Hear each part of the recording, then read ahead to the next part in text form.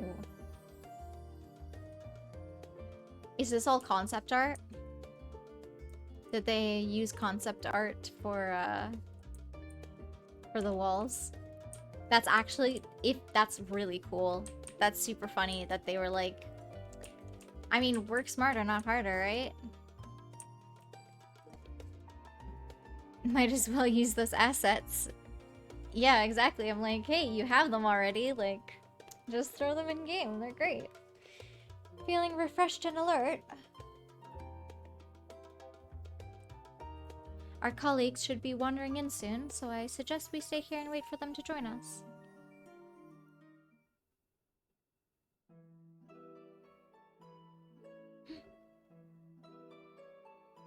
Here they are. Ariange. Pray forgive me. I was delayed. It's fine, Oriange. We're all here now. Let's get down to business then, shall we? Shall we? Come what may, we must prevent the Telophoroi's plans from coming to fruition. At present, I see two paths for gathering the information which may aid us in achieving that goal. The first involves an investigation into the change which has come over Sharlayan, not to mention the recent inscrutable behavior of the Forum. As most of you know, the 99 members of the Forum are elected from the general populace. This alone guarantees a plethora of opinion with regards to foreign policy. The bibliotheques, for example, are a group of conservatives which would have Sharlayan focus on recording history, while remaining entirely uninvolved in the making of it. And at the other extreme, we have advocates for proactive diplomacy and direct intervention. My grandfather Galef was one such member, as was Archon Louisois. Yet despite our diverse factions and philosophies, the recent vote to deny Eorzea's request for assistance was unanimous. How much you want to bet? An Ashian came in and was like, said some shit. I mean, maybe Fandaniel? But it could have been... There's no other Ashians though, right? There are like... After we killed Elidibus, that was the end of them. Even more concerning was the fact that many cited other, more pressing duties as justification for their recalcitrance. Fortuno's refusal in Gridania had those same undertones. 'Twas as if, having stared unblinking into the face of impending doom, he had simply turned away to pursue something more important. But what could that possibly be? Whatever it is, it's not worth disowning your children and being a bitch. And one which I ask for your help to solve. Our future may depend on it. As for our second potential path, it concerns a request made directly to the students of Baldessian. Our organization was founded primarily to study strange and unexplained phenomena the world over. Mysterious relics and ruins, arcane disturbances, and so forth. Compared to our more isolationist Sharlayan colleagues, we have strong connections overseas, namely with scholars and academics who share our passion for the unknown.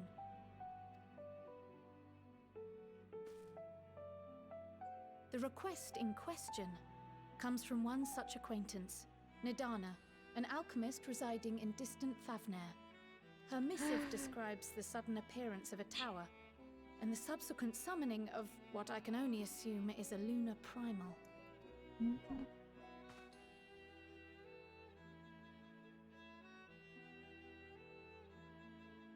In response to this threat, the satrap of Radzat-Han, the individual who governs the city-state, has instructed the alchemists to find a means to deal with the spire.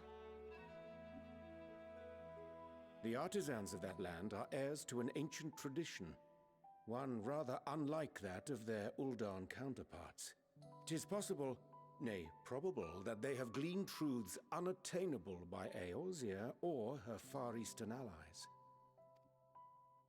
They do, in fact, appear to have a strategy in mind, though it will require further research. To that end, They have requested an introduction to a capable warrior shielded by the blessing of light. That's me, by the way.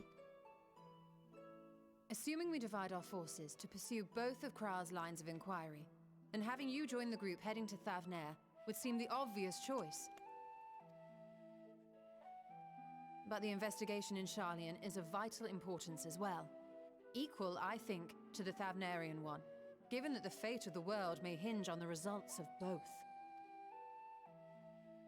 I claim Yes, Graha, the it is twins, quite and a Estinian. quandary. Everyone else can fuck off.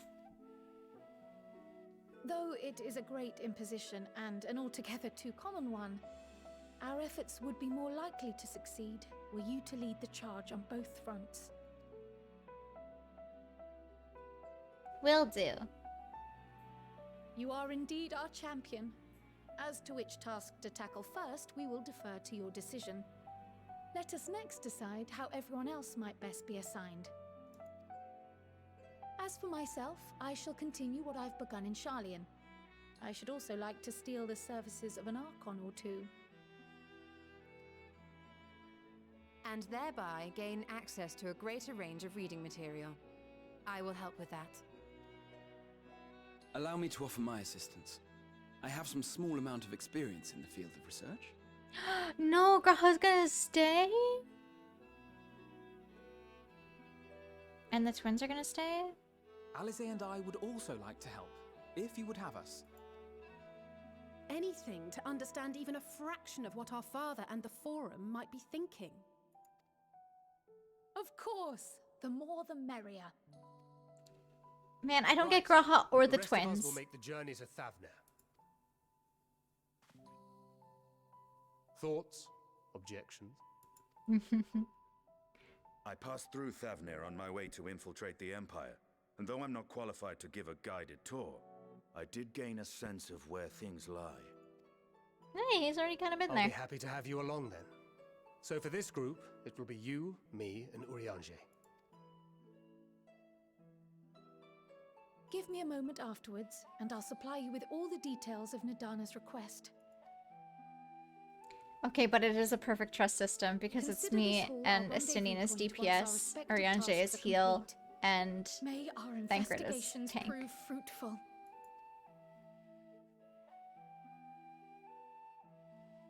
So I actually have a trust system with me. Not that I use the trust system because I prefer to play with people than bots, but...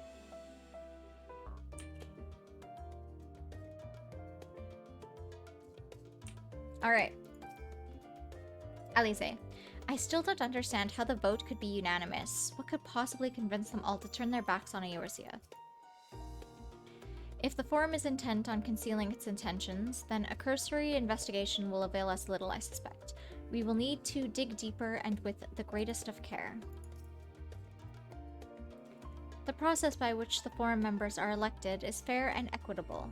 Neither wealth nor social standing offers any advantages to a prospective candidate, but fairly elected or not, Master Matoya's found them all to be insufferable. Our tour of the city was a pleasant distraction. I feel more than ready now to tackle the challenges of the day.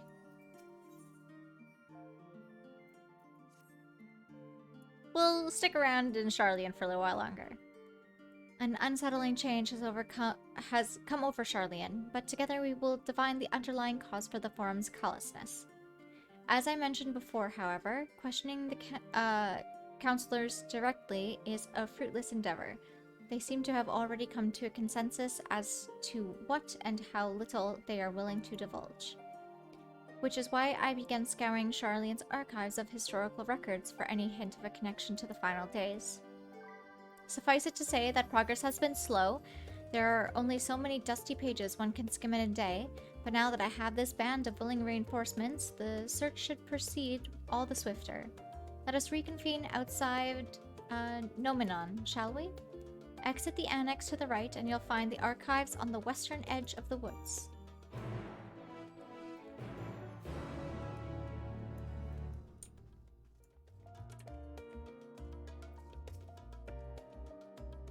Though I have read much on the subject of Razatan, this visit shall be my first. It will be interesting to see how the Hanish mean to contend with the tower. different as their magical and technological disciplines are. So it's back to Thavnir. Had I known earlier, I would have considered more suitable attire. Oh yeah, isn't it fucking hot there?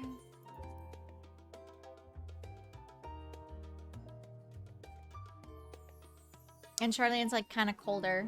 Charlene is like a weird UK hybrid of like both the UK and Greece. Oh boy, do I want to explore. Here's the studium.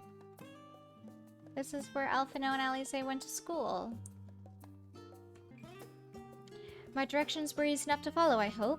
In any case, you stand now before the doors of Nomenon, Charlene's grandest collection of books and tomes. This building is actually only an entrance, and one of many at that, for the archives and Nomenon extend deep beneath the surface like the roots of a tree. The vast halls of the Great Google Library pale in comparison to Nomenon's endless maze of subterranean chambers. Any citizen of Charlene is free to enter and pursue its shelves. Well, most of its shelves. Only Archons are afforded access to certain restricted vaults. I've dispatched Yuchtola and Raha to investigate those. Meanwhile, Alize and Alphino will help me continue my search through the stacks open to the general public. Your status presents more of a problem. As a non-citizen, you are only permitted to browse the first floor here at the entrance. Even so, there should be a number of books which will touch upon Charlean history or foreign policy. Your task will be to find and study the relevant publications. I promise you, a working knowledge of the subjects will make it far easier to spot the sort of clues we're looking for. Let us be about it, shall we? I've told the others to meet us at the stone benches over there once they found some promising tomes. Happy reading.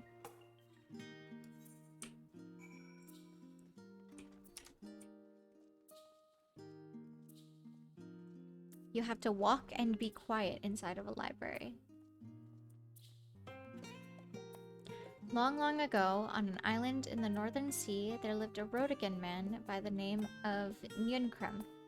Nynkremf was a student of astrology, and he divided that the flood of terrifying proportions would soon sweep over the lands of Eorzea. So it was that he built a gigantic ship, assembled a crew, and set sail for the imperiled realm. The flood arrived as foretold, and to their horror, the strangely churning waters drove the people towards the ocean. It was there, however, that Nynkremf's crew hauled them aboard his ark. But the danger had not passed. A towering wave approached, threatening to smash the vessel to pieces. With only a moment to spare, Nynkremf wove a mighty spell of teleportation and shifted the entire ship to safely atop Alabanthia's spine. Refugees from the surrounding regions huddled there alongside them, but it was not long before disputes over the dwindling supplies of food led to violence and bloodshed. Saddened by the sight, Nynkremf gathered to him his crew and his grateful passengers and abandoned the ark to those reddened peaks. They journeyed to the coast, where they built a new ship, intended upon returning to the northern seas. They landed on the beach of an island and settled upon that very spot. That settlement prospered and grew, and in time it became the city of Charlean we live in to this day. So maybe they're non-combatant because their history was, like, Nynkremf tried to save a bunch of people, but they all kind of turned into, like, violent. They all turned to violence when things seemed bleak.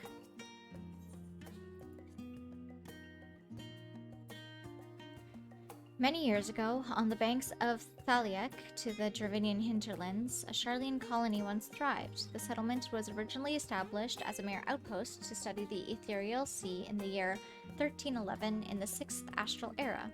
Scholars dispatched to Eorzea found the facilities wanting, and their demands encouraged a gradual expansion in structures and services.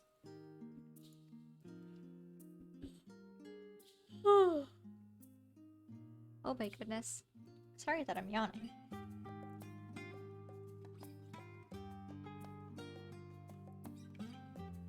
As rumors spread of a growing community of academics, the area was further inundated with Eorzean students hoping to share in the renowned wisdom of the Charleans.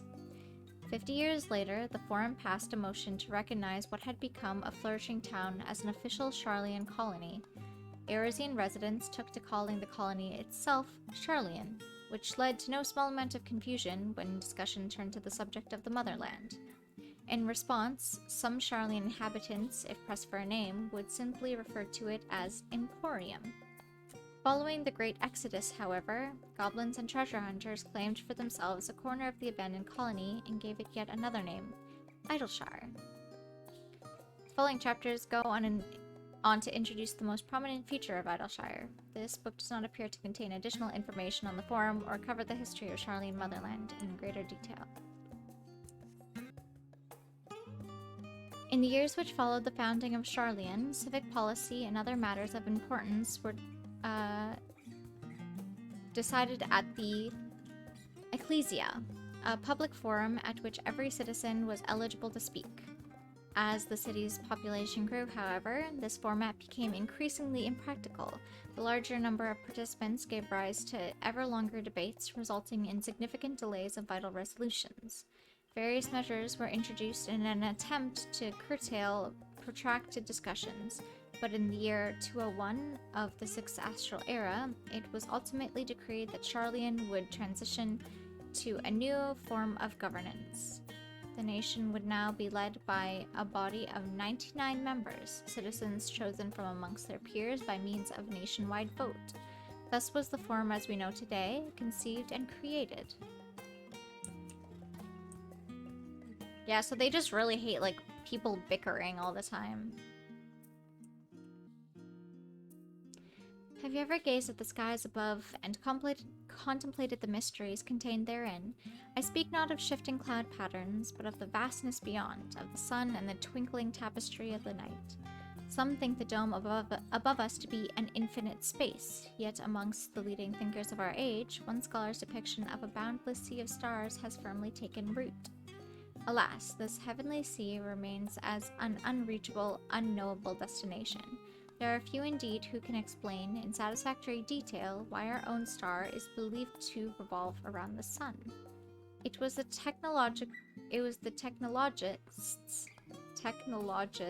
of the Allegan who came close to understanding the laws which govern that starry abyss. It was they who launched Dalamud and sought to expand beyond our earthbound existence. Having read of their ancient ambitions, I wonder, has your interest in this field of study waxed or waned? What if I were to tell you that the eternal constellations were arranged differently in the distant past, that their positions continue to shift almost imperceptibly by measures as we journey into the future? Would it shock you to learn that the stars drift further and further apart, and may indeed do so forever? Are you eager to learn more? This book is on the broad subjects. Search for works which contain details on the forum or mention the history of Sharlayan. No, I want to read all of the... things.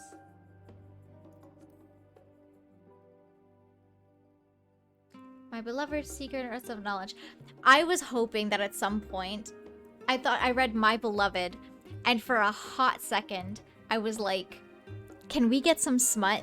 Can we find, like, a smutty book written in this, like, just someone, like, shoved it in between, you know? That would be really funny. My beloved seekers of knowledge, have you ever put learning before your health and neglected to feed and rest your body as you should? I too once engaged in such foolish practices, but one night, engrossed in philosophical study, I had an epiphany. For all the world's mysteries that drive us to reckless abandon, we have so very few years of life in which to achieve our goals. Thus do I share with you this mantra. I am forever 20 summers young. The number itself is unimportant. You could be 19 or 23 or 40. Whatever age you are when you discover this manual, let that be the age you aspire to remain. Through mindful, healthy living will you extend the life available to spend upon your chosen research. Another day, another moon, another summer, to grasp the greater truths you pursue. In the pages that follow, we will explore the secrets of maintaining one's physical condition from a biological, aetherological, and arcane viewpoint.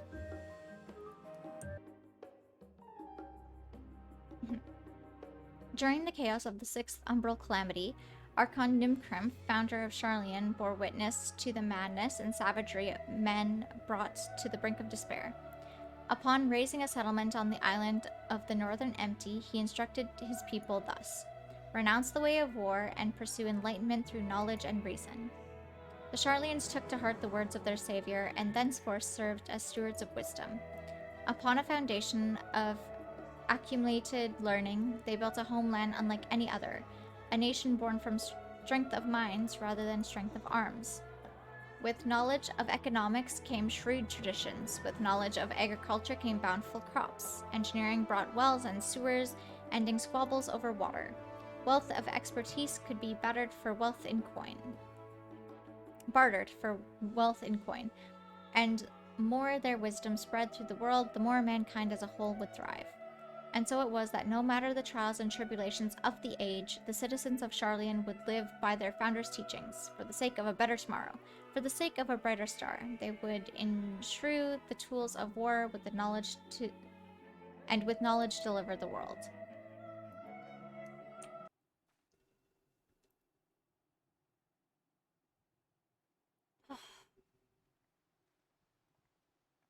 Hello, 1 and 2. Sorry, were you waiting long? Where's 3 and 4? I wanted to make sure I'd borrowed at least a few promising volumes. Alphino and Krile shall also be along shortly. I was delayed in a similar fashion. As far as I could see, no titles in the Archon stacks mentioned the final day specifically, so we have no choice but to start with the tangentially relevant tomes, if there are even that.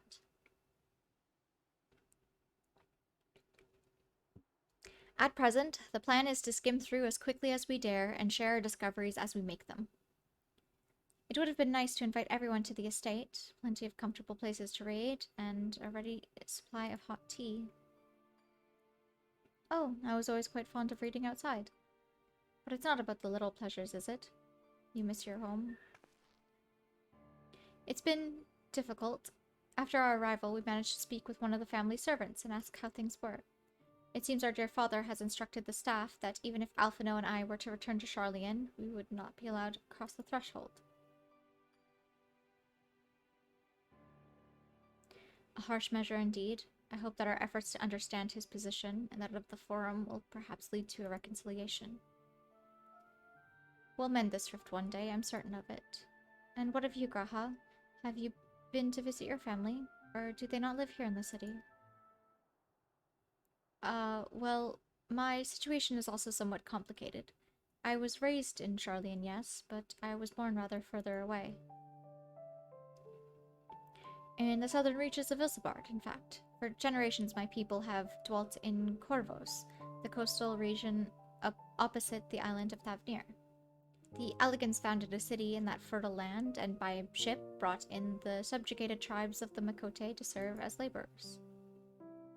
Of course, the massive earthquakes from the Fourth Umbral Calamity brought an end to the Empire's reign, and when the Fifth Calamity froze the seas solid, many of the tribes still living in Corvos braved the journey back to Eorzea. My ancestors, however, chose to remain, and they might prevent the remnants of the Allagan technology from being misused. Isn't Corvos under Garlean rule? For the past 50 years, yes. Some semblance of local culture remains, as is the case for most imperial provinces, but Garlemald renamed the region Locus Amonis. When I was a boy, a nearby town came under the jurisdiction of an illustrious imperial family, the nobles of House Darnus.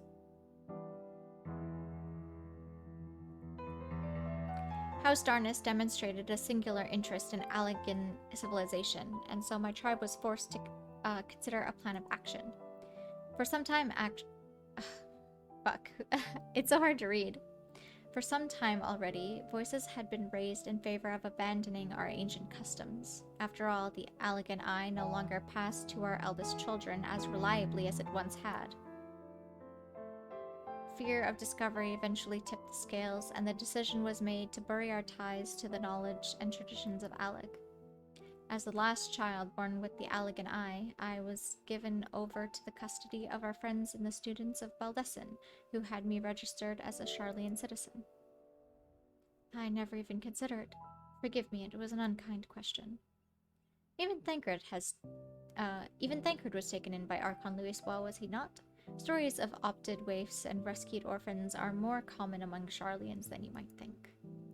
Yet, regardless of our own origins, we are all provided with an equal opportunity to learn, and with sufficient perspicacity, we outsiders can even earn the vaunted title of Archon. It is exactly why I have such a love for this country, and why I wish to remain in the nation of which its citizens can be proud. Hear, hear. Another good reason to get to the bottom of the Forum's stubbornness, aside from the trifling matter of our impending doom. Excuse us while we try to make some headway into these books, Edelweiss. More company should be arriving any moment now.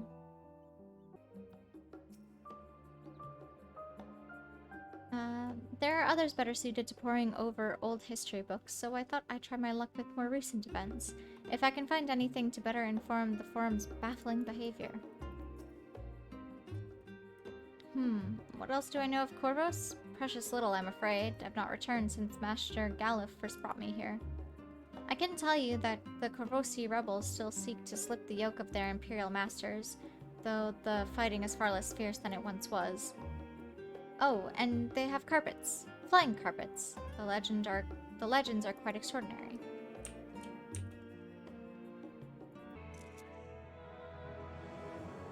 Oh my gosh. It's so cute. What the hell? Holy shit, it's so cute. I look like I'm reading. I'm so good at T-pose, you guys. I'm so good at T-pose. Okay, we're good. This is gonna be terrible for, like... I'm gonna get so distracted taking T-poses.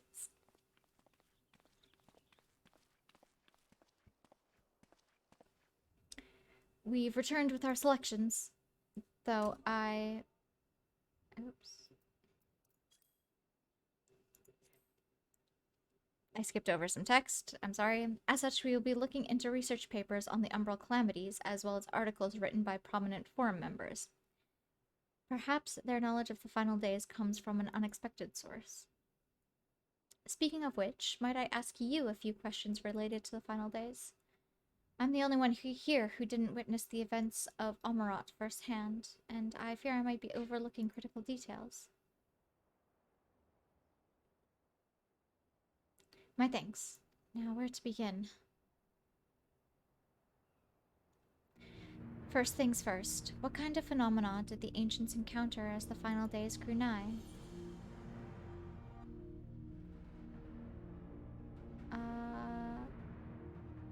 A complete destabilization of creation magics. Yes, the unfolding catastrophe wrought havoc in all manner of life. The chaos extended to the ancients themselves, causing their powers of creation to spiral out of control. Fear and despair manifested into terrible, tangible fashion. Meteors raining from the sky, fire erupting from the ground, indescribable abominations prowling the streets. That more or less aligns with my understanding. If only the arts of creation had survived until present day, we might have had something substantial to analyze. To the best of our knowledge, however, those techniques were not preserved or passed on. Y'shtola surmises that the closest known magics is that of the summoning rituals promulgated by the Ashians. Was there aught else of note which heralded the approach of the final days?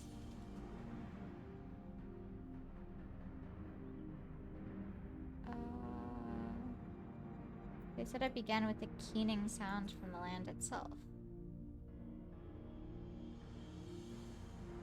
Ah, yes, the Almoratines spoke of it, didn't they? When, we never did hear the sound ourselves, of course, thrust as we were into the midst of the madness. But it seems that each and every one of the catastrophes was precedented by this ominous noise. Eventually it resounded all across the star, and not even Amarat was spared. So the ground was crying out, you say?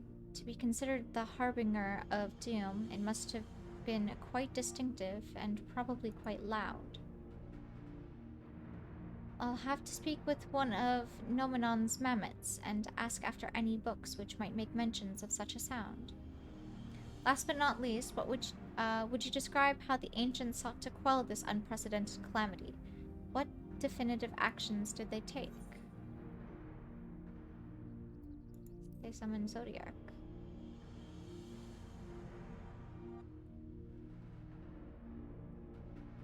Yes, with Elidibus serving as his heart, so many gave themselves in sacrifice to bring him into being.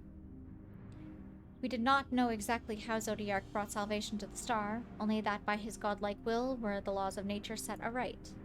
Then, once the balance was redressed, the ancient offered up a further sacrifice to heal the ravages of the final days. Lives sprouted anew, and it was these fledgling souls they intended to render unto Zodiac, a trade that would have allowed them to resurrect the shades of loved ones absorbed by the primal. Or might have, had Vanat and her followers not manifested their opposition in the form of Hydaelyn. Thank you, both of you, for the detailed review. I feel much more confident now in my understanding of events. With all that freshly in mind, it does make me wonder what the Telophoroi truly mean when they speak of bringing back the final days. We've seen what they're doing with those towers of theirs. Is forcing people to summon primals a kind of catalyst? Are they attempting to mirror the conditions caused by unstable creation magics? Or are they simply using the final days as a figure of speech, a convenient metaphor for the scale of destruction they plan to unleash? But this is all just pointless conjecture at this stage. Let us return our attention to the forum, shall we?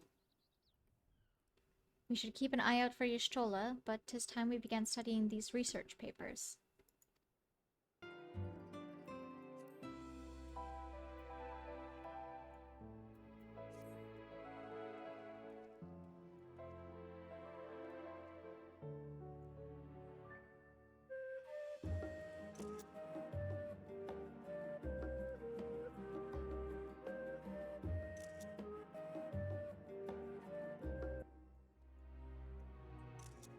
Perfect, okay. And group pose. Yay! Where's Kryle? Oh, there's Kryle. Hi. It really is comforting to have all of these dedicated assistants on hand. Right then, enough chatting, more reading. Many forum members are also researchers or professors. If they know aught of the final days, then that knowledge might surface in their writing. That is my hope, anyway. I'm the last, am I? Well, my extended search of the Archon stacks produced one or two possibly useful books, but I wouldn't get your hopes up. If you recall, Urianger learned of the source's reflections from the Giron oracles. For its potential to cause panic and confusion, that tome was deemed apocrypha and sealed away in the Great Google Library. 'Tis even less likely that knowledge of the unsundered world, not to mention the horrors of the final days, would be left sitting on a shelf for any curious scholar to find. It stands to reason, then, my colleagues, the Archons or counselors, should perforce be largely ignorant of the subject. Yet, when you confronted Master Fortunal with knowledge of the Telophoroi and their machinations, he scoffed at the suggestion that they pose a threat. He seemed adamant that the Forum would know if the final days were truly upon us, which only supports the conclusion that whatever privileged wisdom is guiding the Forum's behavior, it is being kept secret from the rest of the nation.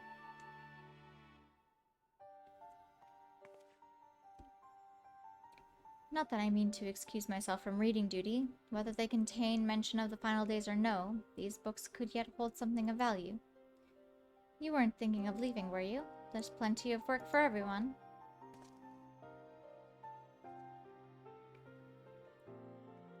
I feel like they added the option to make photos with the Scions just for you. I have to take pictures with them. Especially because, like, they really did set them up so that you could, like, pose and be, like, cute and, you know, like, just make, like, cute G poses and stuff with them. I don't know.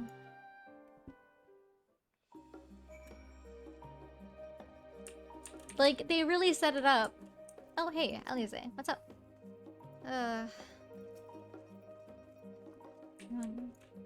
Your efforts to gain Graha's attention go unnoticed. He appears to be lost in his reading. I found not of interest so far. I think Y'shtola might be right about not getting our hopes up.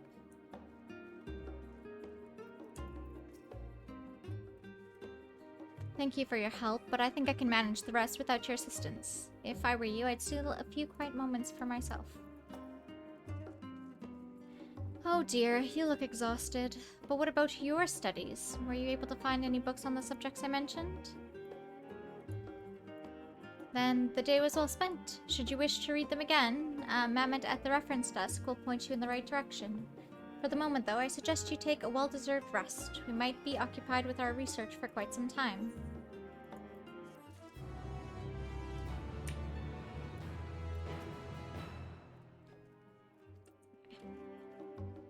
Alize?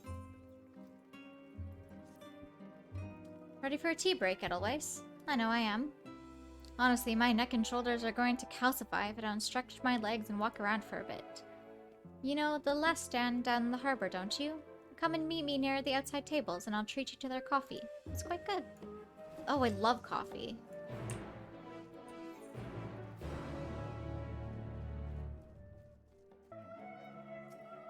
Hello. As busy as ever, I see. How very Charlian that no other gourmet cafe has sprung up for to compete for customers. Actually, this crowd gives me an idea. Before we place an order, why don't we ask a few questions and gauge the mood of the city? I'm interested to hear what the average citizen has to say about the Tlofferoi. We might even learn something new. Worth a try, don't you think? Alize is now accompanying you. Keep her at your side in order to proceed with quest objectives.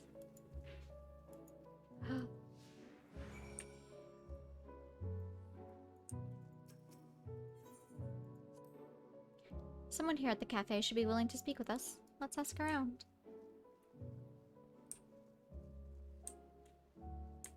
Hello. Oh my gosh. Alize, you can't just stand on the chair. What? What is it? Can a man not enjoy a moment of private respite? If you're looking to share a table, then I respectfully request that you look elsewhere. You misunderstood, sir. We're simply wondering if you knew of the Tlofferoi. These enemies of peace have promised an end to all we hold dear, and... Wait, you're that House Lavier girl, aren't you? And this man with you is obviously a foreigner. I'd heard you were disowned for helping outsiders indulge their barbaric whims, and here you are giving truth to the rumor. I think you leave me be. I've not to say to the likes of you. Well, I must apologize. 'Twas foolish of me to expect an ounce of civility from one so enlightened. Come, Edelweiss. Yes, I don't believe I had the pleasure. Pray excuse the interruption, but we were hoping you might share your thoughts on the Tlofferoi and their unconscionable plans. My goodness, if it isn't the young Miss Lavier. My apologies, but I work in the offices of the Forum, and if word reached Master Fortunal that I was helping you. I see. We're sorry to have bothered you. Wow, people are fucking assholes. I can't wait to kick his ass. If there's ever, like, a chat box where he's asking me something, I'm gonna pick the rudest option. I'm gonna spit in his face. Welcome, sir. What can I offer you today? Wait, is that Mr. Alize? Is he there? My word, how long has it been? Far too long. Meet Dickon, the owner of The Last Stand. I used to frequent his cafe on occasion, in between lessons at the studium. That seems like an age ago now. I remember hearing that you and Master Alfino had set sail for Erzia, but that you never came back. Lately there's been gossip about your father disowning the pair of you. Everything alright at home? It's complicated, and I hadn't expected complete strangers to be so familiar with our situation quite so quickly. Everyone has an opinion, it seems. Well, it is House Lavier. No matter how discreet Master Fortunal may be, news of your family's doings never stay secret for long. Things being what they are, what brings you back to the city now of all times? We have questions, and only Charlian has answers. Tell me, Master Dickon, have you heard anything about an apocalypse called the Final Days? What, like the end of the world? Nothing like that, I'm afraid. And that's what you're here to find? Information on this apocalypse? Yes, whatever we can learn. Unfortunately, your patrons appear to be unwilling to speak with me. I wish there was more I could do to help.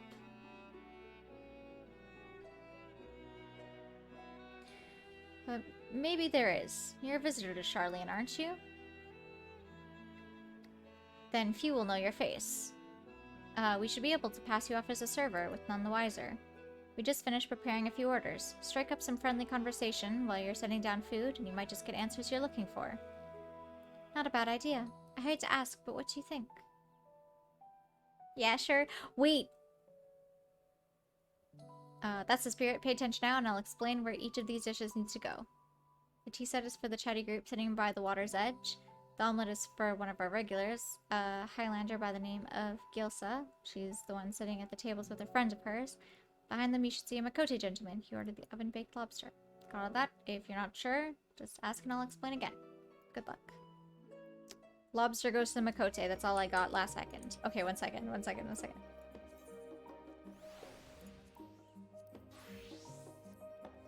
Ah, yes. I am now ready to wait tables. The Talafu who? I'm sorry, I've never heard of them or their final days.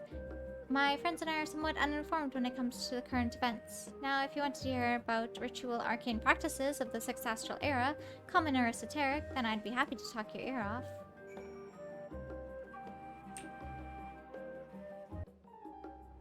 Finally, 2, 4, 6, 8. Let's dig in, no time to waste. Hello. What, the Telefrite? Yes, I remember seeing the name in the latest Gazette. That and some grand claim about the end of days. Some old senseless warmongering. When will these fools grow tired of spilling each other's blood?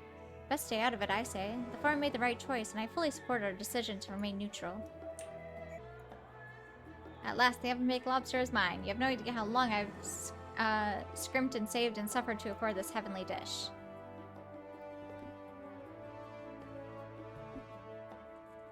Final days? This is the first I've heard of it. Though that would explain why my friend has been rushed off his feet. It must be a busy time to be a gleaner. You don't know what a gleaner is? They're collectors of sorts. Travel the world procuring things that we haven't got here in Charlian. Priceless books, unusual live specimens, and so forth. So named for these folks who trail after the reapers in the field, picking up every grain which was missed. Aye, by all accounts, gleaning is most meticulous and demanding profession. If these Telophoroi make good on their audacious threats, then many uncatalogued rarities could be lost forever. Why else would the gleaners be buzzing about with such frenzy? Watch the harbor and you'll see what I mean. They're carting loads in from the dock all day. It's never been this hectic before. Not like this. Alright, Alize. I did maid duty. Alright? We did it. I did maid duty. I'm putting back my Reaper clothes. Let's go. Any trouble with the customers? Were you able to get anyone talking? Yeah, Catboy said there was some shit going on. Interesting. They seem unaware of the final days, aside from whatever vague news the gazettes are printing. Even Dickon had nothing to offer, and he's the best source of gossip in the city. If the Forum does have secret knowledge, then they've done an impressive job of ensuring no one whispers it to the wrong ears. In any case, thank you for playing the part so well. Here, that cup of coffee I promised. But let us enjoy our drink somewhere else, shall we? Maybe behind the peristyle, away from the gossips and their wagging tongues.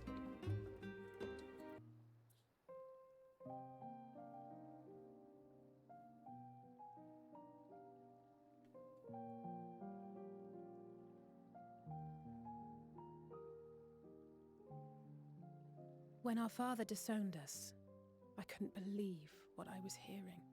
It wasn't until much later that his words began to sink in, that I began to feel the weight of what it meant. Do you remember when the decision was made to come to Charlian? Grahas said that the Forum was determined to keep us in the dark. and that Father's venomous performance was part of that strategy, to keep us at arm's length. Perhaps it was. Father argued with Grandfather on many occasions, but never with such dismissive contempt. It's because he's a piece of shit. And when he demanded what justifies the sacrifices we make in war, I honestly didn't know what to say. Neither did Alpha know, I know, but never for one moment did I believe we had made the wrong choice. So all I could do was fume silently. Nah. Oh man, if they gave me the option, I would have... Oh, there are some things that I would have said. It was only afterwards that I realized how childish I had been. How being stubborn and self-righteous must run in the family. You're not wrong for If being I could have upset. just mustered a civil response, then things might have turned out differently.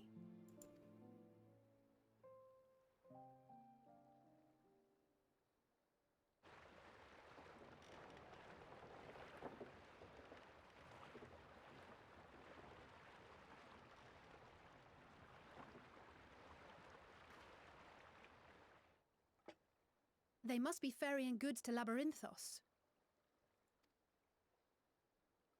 Oh. Where's that? What's that? A vast complex beneath the island. Charlian is famous for archiving knowledge from around the world. Well, that knowledge is not preserved exclusively in dusty tomes and desiccated samples. Our living library, comprised of all manner of flora and fauna, is housed and studied within that underground facility. Mm-mm. Still, that did seem to be an unusually large shipment. When I lived here, it was rare to even see such cargo transported by boat.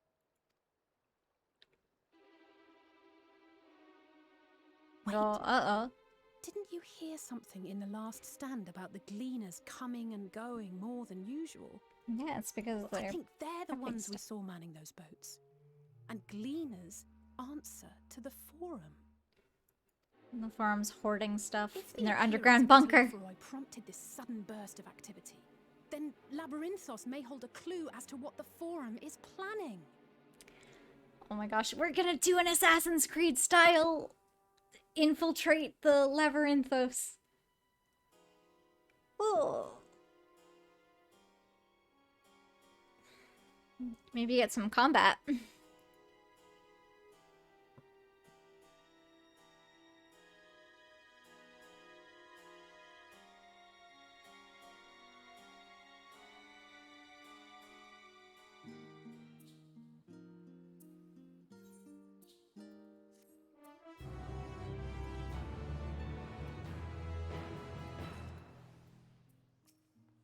Alright, Alize. We should tell the others what we've learned about the Gleaners. Go on ahead to the Nomenon, and I'll join you in a moment. Master Dickon will want his cups back.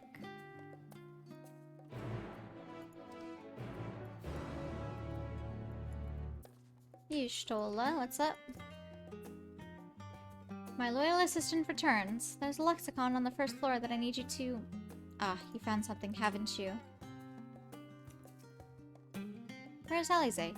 Thought she was with you. Is that coffee I smell? Did I miss the tea break? Yeah, little bit. It's okay, you were reading. That's fine. Welcome back, Edelweiss. Been for a walk and cleared your head, have you? Not exactly. We did some impromptu investigating and turned up information on the Gleaners.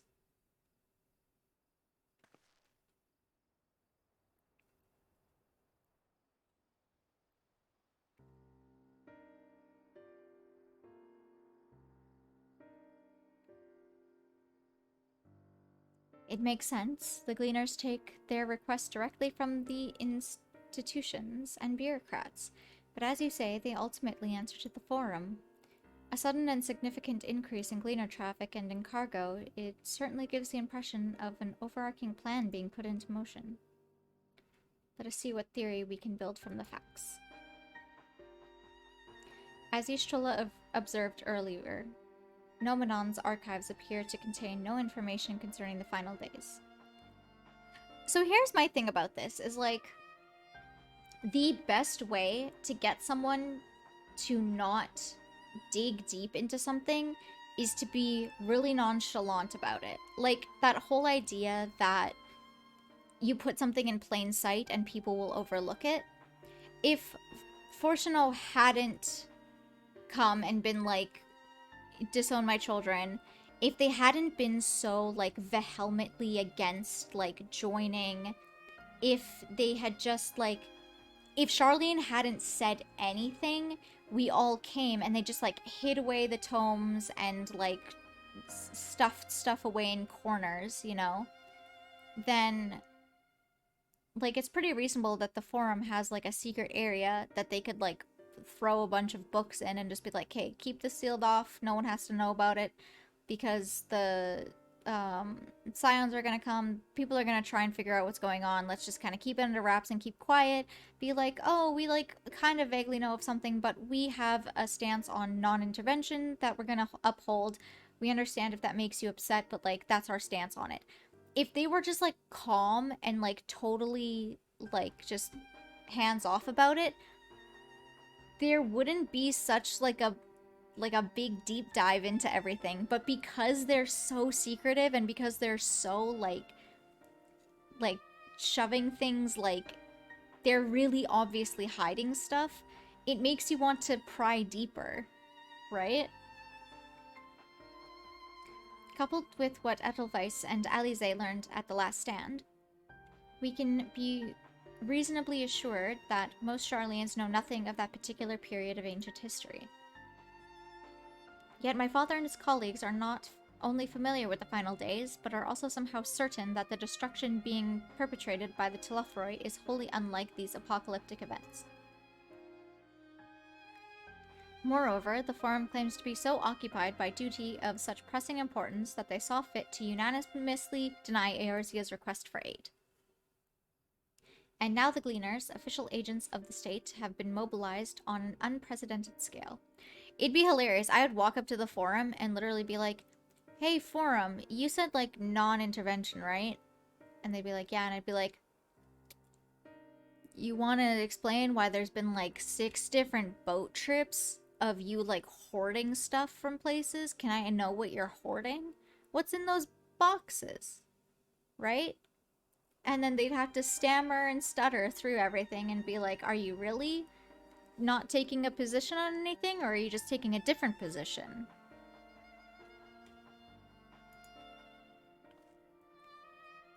I don't think it a stretch to conclude that the Gleaners' recent activities are in service of the Forum's secretive ends. In which case, our next course of action seems obvious. We visit Labyrinthos and assess the situation for ourselves. And if we're lucky, the Gleaners will be far more receptive to our questions.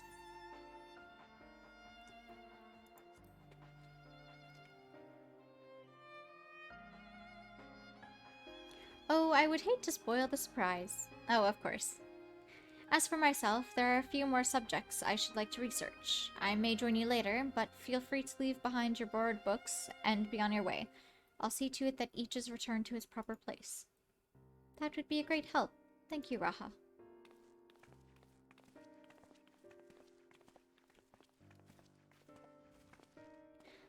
Let's head down the stairs over there, and I'll show you where the entrance is.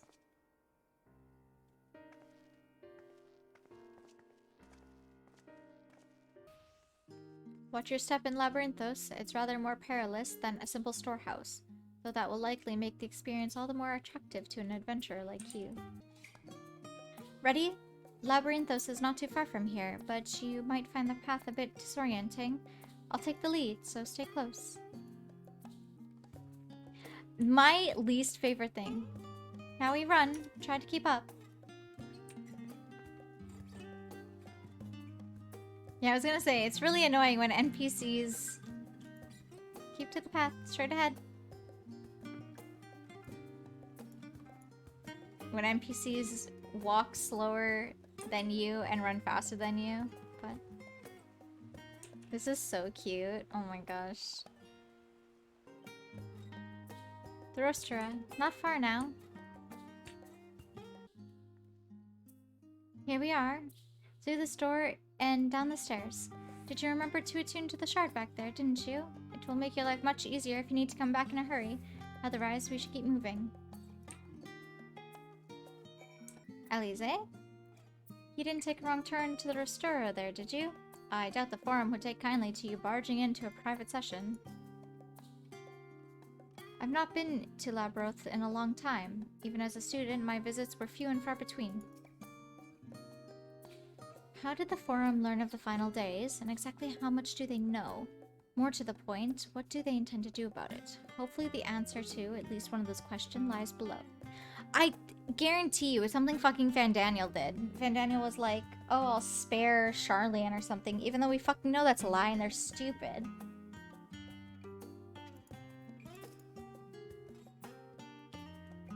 We're all here now, yes? I've taken the liberty of securing permission for our group's descent. Right. Everyone into the lift and down we go.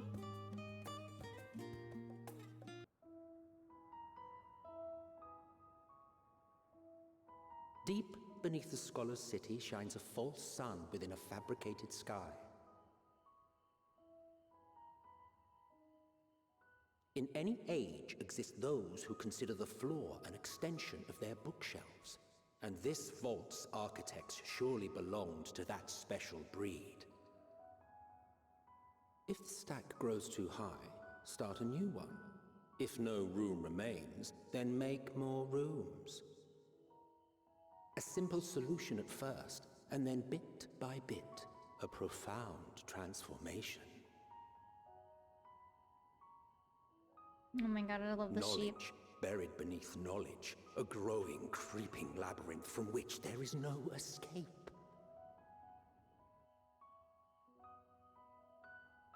The northern empty labyrinthos.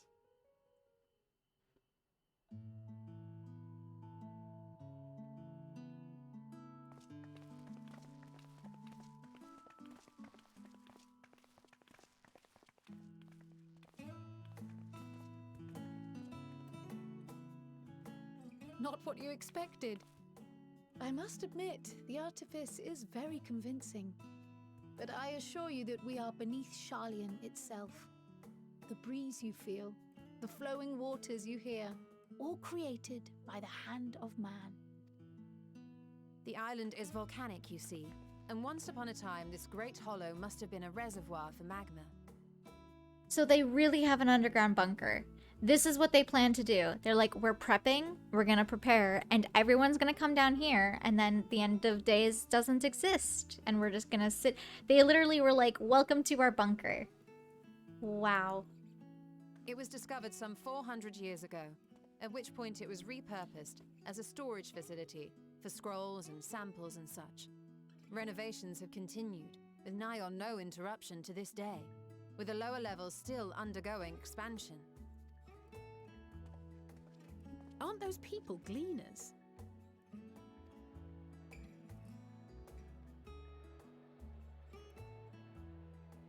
Aye, judging by their dress. They are said to work alone as a rule, but 'twould seem that rule is being enthusiastically broken today. Uh-oh, what the hell's going on? It may be as you suspected, that they are engaged in a task apart from the norm.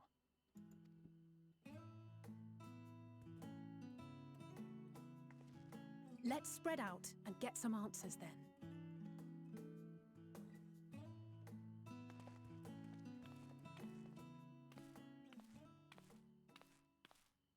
Ugh. Echo?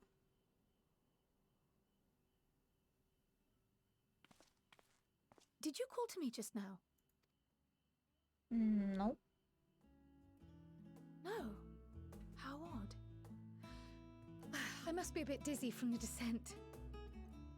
I'll be fine, I'm sure. Let's get to work, shall we? What the fuck was that?